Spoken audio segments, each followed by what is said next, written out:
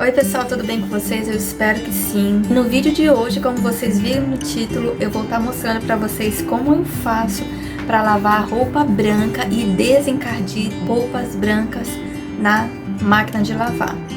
Isso independente de qualquer máquina de lavar, seja ela tanquinho, seja ela lave-seca ou seja ela centrífuga, vocês vão conseguir o mesmo resultado fazendo essa misturinha que a gente vai fazer na máquina de lavar, e as peças brancas de vocês vão ficar limpíssimas e branquíssimas. Agora eu vou mostrar para vocês que não tem problema vocês misturarem roupas brancas que tem alguns detalhes de outra cor, porque essa misturinha ela não vai manchar e ela não vai estragar as nossas roupas. Aqui tá as roupas que eu vou estar lavando, tá, gente? Como vocês podem ver, ó, tem camisas aqui do João, aqui tem branco e preto, então em hipótese nenhuma eu poderia estar usando alvejante para estar clareando essas roupas, né?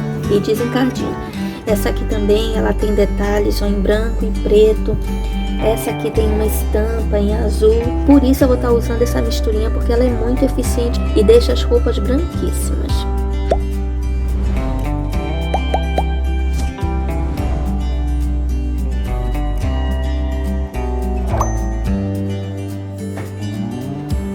Você vai colocar 4 colheres de sabão em pó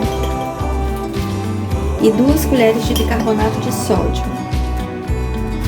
Depois de colocar 4 colheres de sabão em pó e 2 colheres de bicarbonato de sódio, você vai estar colocando o vinagre de álcool, tá?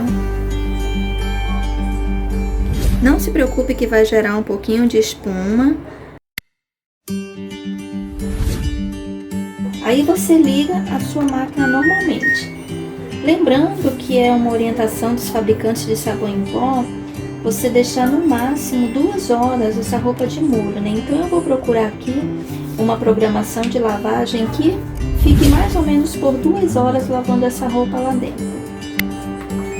E você faz o processo normal.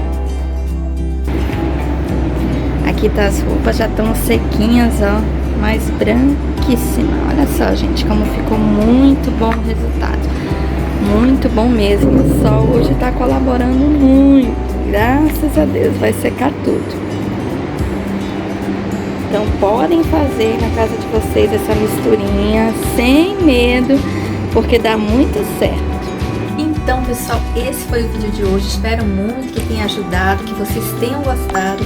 Se gostaram, não deixem de deixar aquele like, de se inscrever no canal, porque isso é muito importante para mim. Fiquem todos com Deus e até os próximos vídeos.